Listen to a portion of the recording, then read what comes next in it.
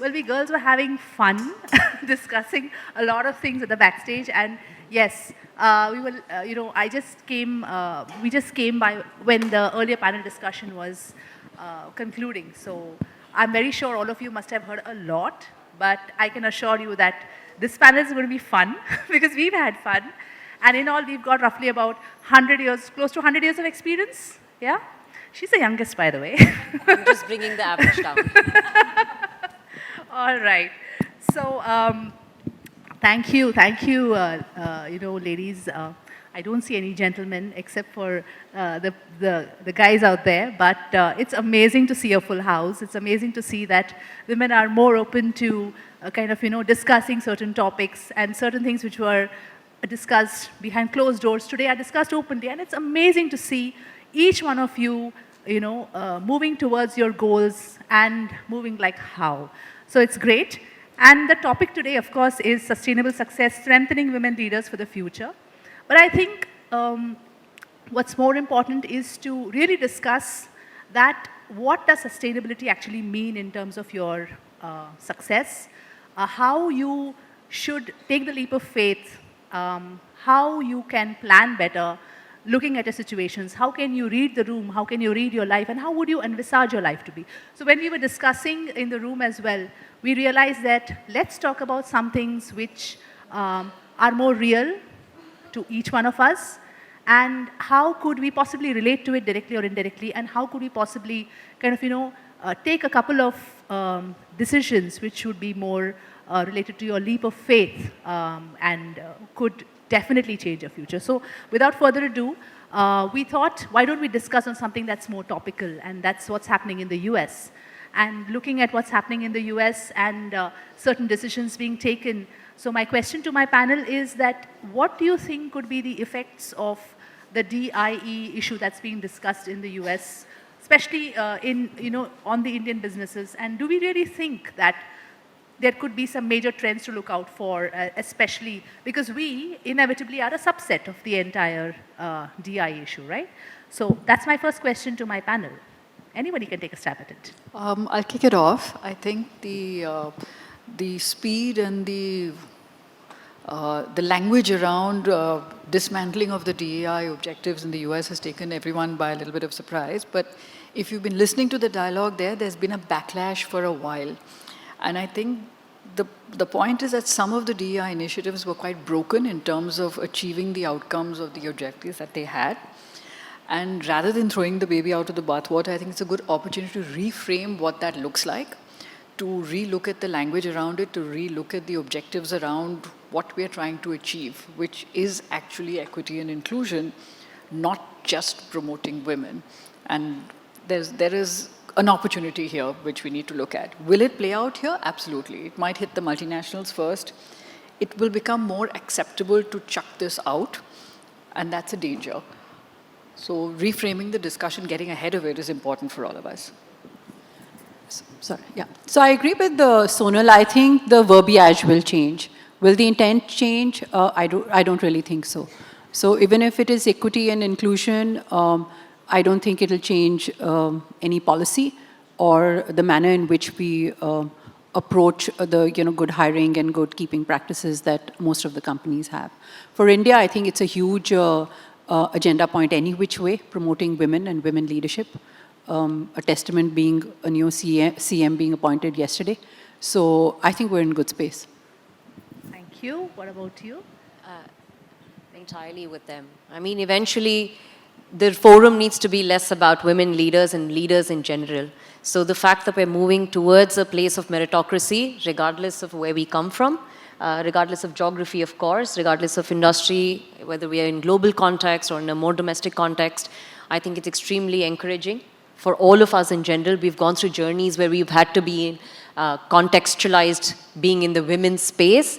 I think real progress is being in a general context where you are recognized for your merit.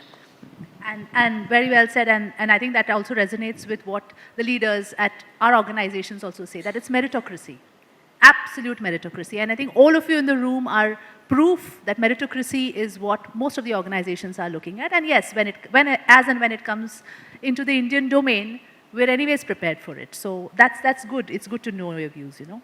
Now, now coming back to the ground realities. You're entrepreneurs, you're employees holding very responsible positions in your respective organizations. So how do you stay motivated and maintain the sense of purpose when dealing with stressors and challenges which are inherent to leadership roles? I mean, I would like to start with you, Neha, because considering you just, you know, I definitely have a longer journey than most of us here. But I think what I've learned from looking around the room really for me has been that we all have multiple buckets that we have in our life, whether it is your work, your personal life, your self-care, personal interests, social life. We have so many different buckets, and perhaps the most limited resource each one of us has is our time, energy, and mind space. So it's important for us to really realign our priorities. It does not mean staying rigid with it, but every now and then realigning these priorities and seeing in which buckets you're loading up your energies, because your mind space is limited, your energy is really limited. And when we have this prioritization in place, I think it helps you stay aligned. Whatever your purpose may be, whatever motivates you, I think that is most important to keep carrying on. I've had, I would say, a reasonable journey so far, but I have a long way to go, and that is what I think I should be doing for myself. That is something I've learned from other leaders around me. So thank you, and please continue to do. Keep continuing to inspire each other. I think for me that's also important, that I learn from people around me. If I stop learning, I think that will be the end of what I'm trying to do. So also constant, continuous learning is another way of continuing this journey. And that has helped so far. I think it will also help further on. Perfect. Neha, you've got a long way to go, and I'm very sure that you will have ample quantity of support from your ecosystem and your near and dear ones. So Charu, you have come up with some very good food for thought, you know, and I would want you to share them with our audiences as well. So I think you spoke about two things, stresses and challenges, right? Any challenge which ceases to be a learning opportunity becomes a stress, right? When in a work domain we are faced with challenges, if we can flip them into learning opportunities and how we can do things better, I think they become a step forward on how we can actually improve and take our teams along. The moment that becomes into a self-scathing, and you know, often we struggle because we are unable to distinguish between the challenge and it being a personal indictment, right? As women leaders, we are sometimes so consumed with that hero concept that we take it all upon ourselves, right? Actually, a challenge is, you need to remove yourself from the challenge. It is something that's perhaps not gone well, and how can we do it well? And I think that remains the same for a man or a woman. And if you're able to convert that into a learning opportunity and for your business growth, you will be able to control the stress that happens in your life. Having said that, I think mental balance and stress is real. And we have to have coping mechanisms on how to deal with it. And that's something that we have to invest in ourselves. So all of us, man, woman, any leader, you have to invest in the self to be able to cope with what is happening in the work front. Incredible. I just want to add to that. Right? We were discussing earlier on, and I was mentioning how this is so real. This is obviously called imposter syndrome. And it is a lot more real for women, even by research. It is more prevalent with women than it is with men, simply because for men, contextually, they will, if there is a failure, they will blame it on external factors, like you identified, saying, okay, you know what, let's recourse what went wrong. But for women, most often than not, we internalize the failure and we blame ourselves for what went wrong. And it's really important for us to recognize that it wasn't to do with us. Yes, there are a lot of influencing factors, so let us see what course needs to be corrected versus taking it all in and beating yourself down. It's important to firstly recognize so you can possibly work on it. So I looked at this question a little bit differently. Firstly, when the four of us were chatting, it was amazing that we faced very similar problems, but we were in such different contexts, you know, the sole heir of a family business or working in a professional services family business, somebody married with 2 kids, somebody who's not married, etc. And it was a different kettle of fish for each person. I think in terms of motivation, what I learned somewhere down the line was I had to figure out what made me happy. And it wasn't necessarily, my endorphin hit didn't come from the same things that my dad got or my sister got or my other colleague got. I had to figure out what that was and then make sure that was my true north in terms of keeping myself going or giving myself that little endorphin hit every so often to keep me going. In terms of the stresses, this is a given. If you're working or if you're in business or even life, you're going to have stresses. Taking care of yourself, put on your own mask before assisting others. That's a very valuable piece of advice. And I can't stress that enough. Sonal, Charu and Neha, all of you in your own way has emphasized on one fact that it's up to you to kind of take a stock of things and make that wise decision. And sometimes it so happens that once you take a decision, you should be proud of it. And irrespective of what the outcome is, you should own it. I think that is what, I wouldn't use the word guilt, but I'll definitely use the word saying that, you somewhere you're happy that you were the driver of the vehicle that you're owning, kind of, So the next thing now is, we talk about women leaders and strategies, and all my women leaders here on my panel said it's irrespective of the gender. You are a leader at the end of the day. It may so happen that the only difference probably is that you're wearing too many hats, or maybe you're juggling through different roles, which is where, there is a paradigm shift in the way that your career progresses. So we talk about healthy, strategies. We talk about how to maintain a healthy work-life balance. Now, irrespective of the gender, if I have to just ask you a neutral question, there is no success mantra for sure. But in your mind, reflecting at your lives, how have you reached this particular position in your life? And we're so proud of you. So could you say something that has really resonated well with you in your personal lives, where you've been able to manage that healthy balance and today you feel proud of yourself? It would be nice to hear it from you. Yes, of course, Sonal. So one is there is no healthy balance. It's never 50-50 and there is no one number that works for everybody in terms of, you cut out at 6 o'clock or what have you. If you're an entrepreneur, you don't have that choice. You don't have the choice necessarily to walk away from a bad day at work and say, hell with it, I'm going to quit this job. So the motivations or the stuff driving you is quite different. The fact is you have to balance it out. If you've had 2 horrible weeks where you're 24/7, whatever it is, because that's what it takes to be a leader, then you balance it out with some downtime where you recharge the batteries and do what you need to do. But to expect that every day is going to be perfectly balanced, that's silly. Well, that's a good point to ponder on for all of us. That make peace with it, right? That's Sonal, that's what you're trying to say. I mean, another thing about this, there is really no way to balance, like Sonal said, but we also have to utilize all of the resources that we have at our helm. All of you leaders have teams. It's important to delegate tasks to teams, empower them to take up the responsibilities. You don't have to shoulder all of it yourself. It is really important. Today, of course, the technology play is so sophisticated. However you can enhance your productivity, however you can improve your efficiencies, try and enlist all the help that you can. We were earlier discussing whether it is house help, whether it is parents, your in-laws, enlist all the help that you have available. You don't necessarily need to take up all of this burden on your shoulder. We already have enough on our plates. And if there is prioritization that you have made for yourself, whether it is your work, whether it is your professional pursuit, self-care, social life, whatever it is, enlist all the help that you can. It's important. It's really important. I think I'm just waiting for you, Charu, because you had a very different take. And, if you listen to Charu, you'll just realize that how she's making it seem so logical for, women to kind of look at it with a different lens. So, Charu, can you share your views, please? Sure. So I think we can't emphasize enough about the articulation of goals and planning in our lives, right? I probably worked for around 32 years now. But I remember, this, when I speak with some of our younger leaders coming up, I'm like, think back, sit down with yourself and articulate what you want to achieve in life. And then plan on how you're going to do it, right? Very often as Indian women, we are brought up by the fact that we need to be aces in everything. We don't raise our hands to ask for help.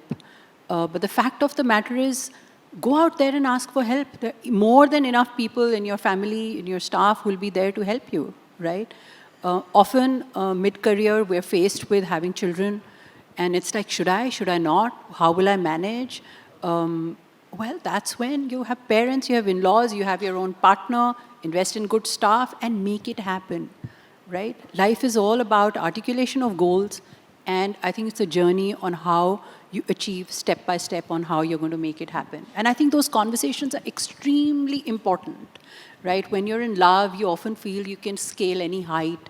But the practical part of life is that you have to talk about common goals. You have to talk about what you both want to achieve and then make it happen. That's what I personally believe. I can't emphasize more about having your ecosystem and having your priorities. Many years ago, when I was about your age, I got an award. And this is, okay, who do you want to thank? And who's the success behind the woman, blah, blah, blah. And I was like, my maid, my secretary, my driver, because these are the people who run my life. I can't manage without them. And all of us in this room have privilege. We have the access to all of this stuff.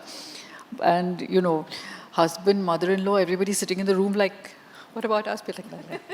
This is not it. These are the people who enable my success. So this is like deja vu for me, because when I was hosting an event in Bangalore, I asked one of the women entrepreneurs, so who is the most important person in your life? She said, my maid. And I'm like, what? She said, yes, she is my lifeline. She is my support, because she's been with me long enough to look at me and say, okay, what's the mood going to be today, And I was like, wow, so that's how things are changing. It's good to know that sometimes your priorities change, but so do people around you as well. Anyways, we'll move to the next question. Now, this is something, esteemed panelists, most of the women in our organizations come up to us and say that, when we look at you, like I do that with my leaders, I do that with Preeta. I sometimes ask Preeta, I say, Preeta, how do you manage it? I mean, it's so amazing. As you know, Preeta was a keynote speaker earlier today, and she's one dynamic lady we look up to in our organization, and we keep asking her, how do you manage? You manage a big business within the organization, you have a child, you have a pet, you have your husband, you have your parents, you have your in-laws. How do you do that? And she's always with a smile. And that is, I think, what most of the people look up to in their leaders. So that's my question to you, panelists, that, how can women build that confidence needed to make bold career moves and also be proud of it? Anyone can take a step. Okay. Yeah. All right. So I think, there's something to be said about the power of co-opting, right? Co-opt your family. Co-opt your colleagues, co-opt your bosses, right? Throw it out there. If you want a higher position, let them know. And very often as women, we don't want to talk about our aspirations because somewhere it is considered, I don't know, not the right thing to do. I don't know. Talk about your aspirations and say, yeah, I want to go for that role. And then make it happen. To make it happen, you need to co-opt your family. You need to co-opt your, as you said, the maid. You need to co-opt people around you and talk about it and plan how you're going to do it, right? Talk to your boss that you want that role, right? Talk to your family and say, look, if I take this role, these are the things we will have to give up. What do you think we should do? And I'm telling you, half the time, people will rally behind you and they will become the wind beneath your wings to make it happen. Perfect, Charu. What about you, Sonal? I'm going to jump in and say it's a series of trade-offs, and that's life anyway. So, if I'm working 12 hours a day, that means I can't be as good a cook, or I can't dress as well, or, invest in...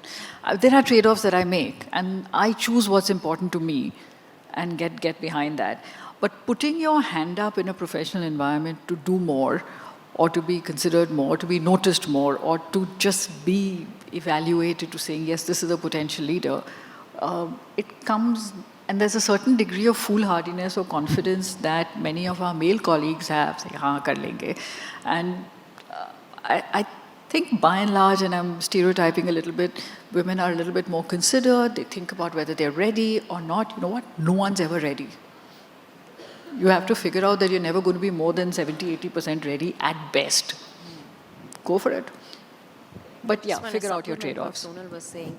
If you're looking to make these bigger moves in your career, you want to scale up the ladder, go in and put in the work. It starts there. You cannot just sit back expecting it to happen for you. You cannot expect somebody to walk into the room and ask you, hey, are you ready for this? Do you want this? Nobody is entitled for that. You've got to really put in the work, let your work be visible, let your work be speaking for itself. And then for sure, if you're not being considered, put your hand up and say, hey, look, I'm in the room. But I think more importantly, put in the work. That is extremely important. We cannot be waiting for that bucket to be filled, you know, the DEI and the woman will be placed here. And because you're a woman, you should be given this opportunity. No, let your work speak.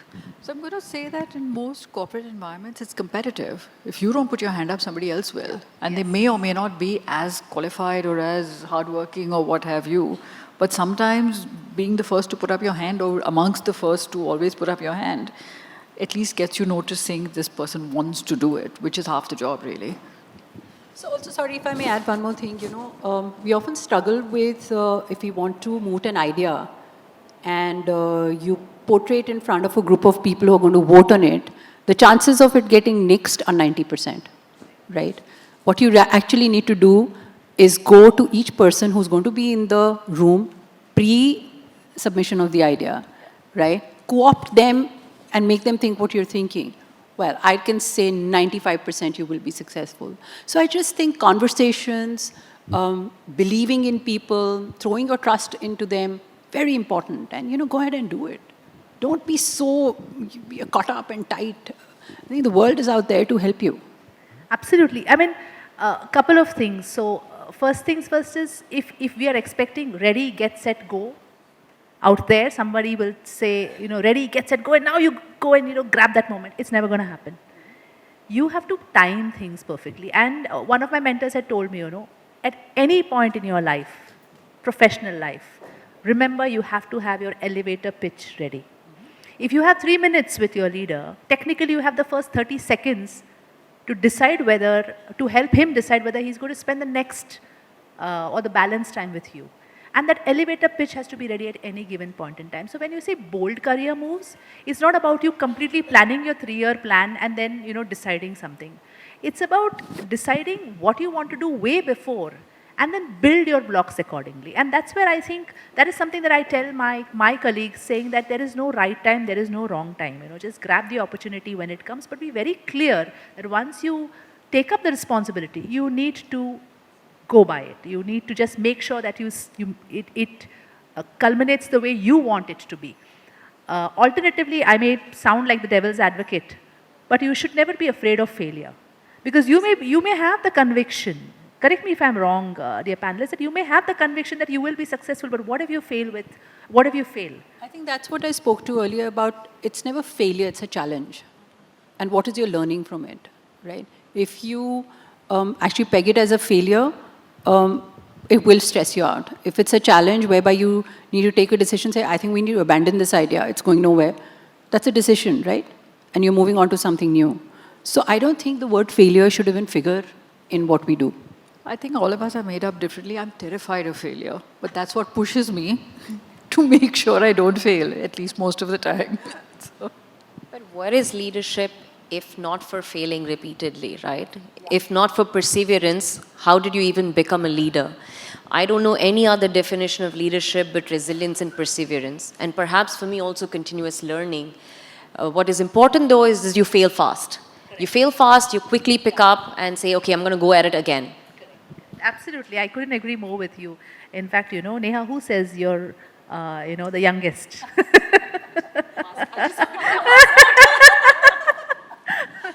All right. Now, we all live in a very VUCA world, you know. I mean, everything is so uncertain, including the skills, including the businesses, including, you know, you have startups coming in and then suddenly they're just off. The rate of startups going bust is far higher than the number of startups that are coming up, and those are statistics that you can go to any website and check. But when we look at leaders, where we have to deal with a live wire, you know, that is where the biggest question is that, you know, when you need to adapt to your surroundings. So as leaders who've seen multiple sunrises, sunsets, and, you know, what advice would you give, to women leaders, or rather to leaders? Let's not use the word women leaders, to leaders, that in times of uncertainty, what would be those 2 things or 3 things that you would resonate with adaptability, and how should they be prepared for it? I'm going to take off from what our young one said in terms of failing fast. I think the single biggest, the mistake that I used to make when I was much younger is take too long to make a decision. So one of the things about being adaptable is to take a decision with all available facts, knowing that it's not going to be perfect, but take it quickly, and then fail fast if you have to. But the fact is you don't know. I mean, COVID came, here we are, we survived. But we made decisions on the fly, and you have to be comfortable with not being perfect, but being good. More consistency, right? It's about making that decision. Of course, I'm saying make informed decisions. There's enough information available with you, being able to put those resources together. But it's important to be decisive. That is extreme. It's that sense of consistency. If you take too long, that lag can really pull you down in so many ways. So I think uncertainty, change is inevitable. We know that. That is literally the only truth we know today. But how we adapt to the change, how agile we are, whether as a leader, as a team, as an organization, is really what defines how sustainable you can possibly be.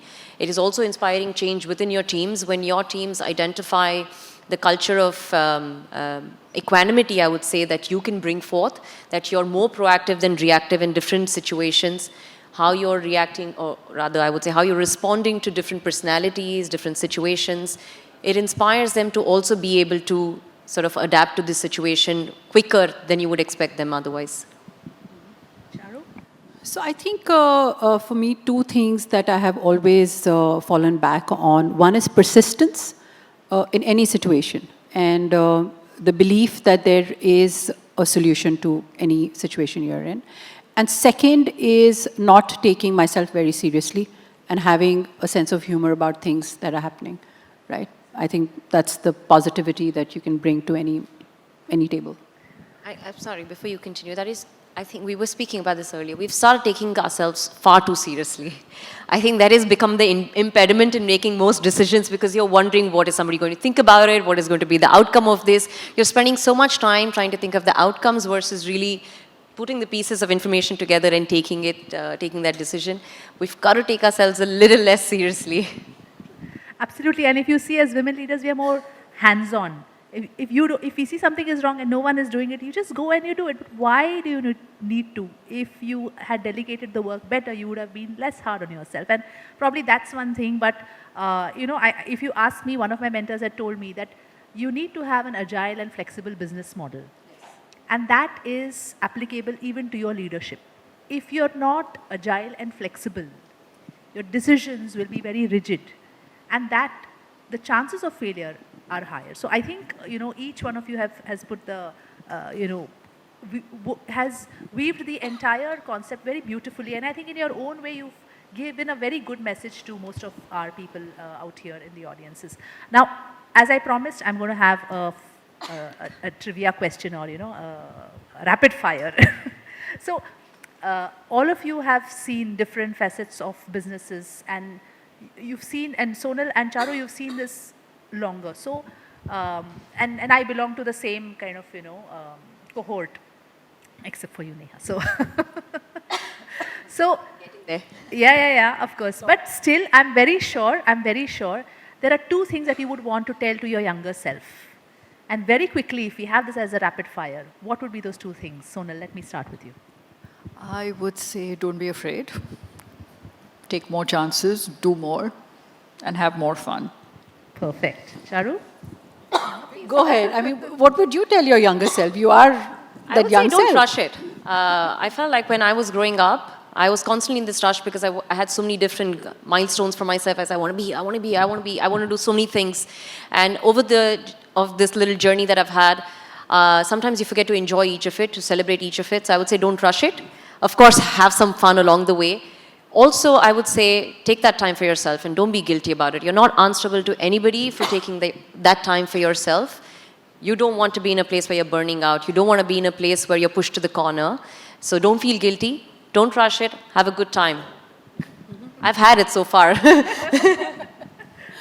So to my younger self, and I've learned this about 10 years ago, but when I was perhaps younger, I would have said, be comfortable in your own skin, right? It is, and spend time with yourself. I would look for company to have that downtime. In the last 10 years, I was like, okay, I'm a big Bollywood buff. I love watching movies.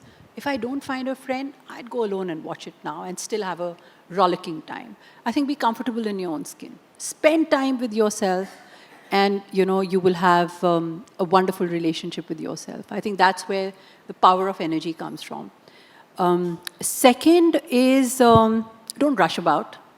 And I think it comes back to the first one. Take time with yourself. Very important. So mine is a very funny thing, and I would like to contribute to this as well. So I have this sense of always wanting to do something or the other every single time. So I would tell my younger self that not wanting to do anything and just not doing anything is perfectly normal. There is nothing abnormal. So give yourself some rest. You will be there where you aspire to be. But sometimes it's important to not even introspect, just lie there like a sloth, and it is normal, which probably I never did in my younger days. And I think those 1 or 2 hours when you do nothing, you are relaxing yourself. You're giving that gift to yourself, mentally, physically, spiritually. And when you come out of those 2 hours, you're so much more energetic. I never did that as my younger self, and I do it now, and I'm so happy sometimes, and just not doing anything. So I think that's what I'll tell my younger self. I would add one more thing. I wanted to have 4 kids, but I settled with 2 kids and 2 dogs. So if I could, I would have had 4 kids. Oh, great. I think we've had fun here on the panel. How about you guys? Do you think you had fun listening to us? Oh, I can't hear. A louder yes would have been better. Well, thank you, my pretty ladies. It's been amazing speaking to you. And yes, coming back to the topic, sustainable success, strengthening women leaders for the future, I think each one of you is a brilliant woman, a brilliant leader, and I'm sure you will be chasing your goals. We've had a lot of outcomes, but again, when it comes to outcomes, one size fits all doesn't help. We just shared our views, we shared our hearts. I think we have about 3 minutes to take on some questions. Is there someone who would want to ask some questions to our esteemed panel? Please raise your hands. Yes. Can we have the mic there, please?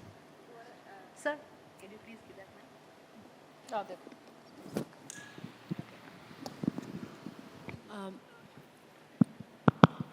I totally agree with Neha, the impromptu syndrome. This is the word which I got into vocabulary the last year when I was going through a lot of success, and suddenly I've realized there are breakers and accidents happens. Not everything goes as per your plan, but then like as a woman, you carry so much in yourself that you make yourself accountable for everything. And that's where I realized the impromptu syndrome. I'm still getting to learn a better toolkit to do it better. So I would be very curious to know if you guys have found some toolkit that will be very much interesting. And that's a real word which we as a woman leader should educate ourselves as early as better. I feel it that way. Interesting question. Who would like to take I'm a trying to stab? find this toolkit too. So if someone can please share. So mine is the tortoise toolkit, right? Every time, and all of us will have challenges, right? Every time I'm faced with one, I try to just go inside and dig deep into my reserves of energy and come back and respond to it, right? And there's a lot of peace in when you're able to do that. So just go inward. You'll find your energy and your answers within you. And trust me, trust yourself. Perfect. We have time for one more question. Anyone?